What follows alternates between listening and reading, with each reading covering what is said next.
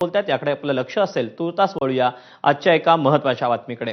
या उद्घाटन सोहळ्यावरून सध्या नाराजी नाट्य रंगलेलं देखील पाहायला मिळालं.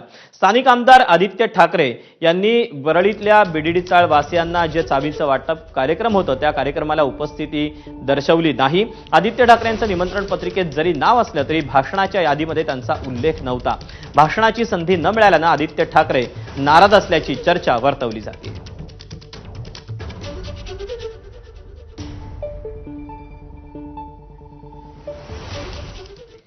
नाराजीचा विषय नाही, मात्र आदित्य ठाकरे यांनी बीडीडीच्या पुनर्विकासासाठी खूप प्रयत्न केले होते अशी प्रतिक्रिया ठाकरेंच्या शिवसेनेचे आमदार वरुण सरदेसाई यांनी दिली.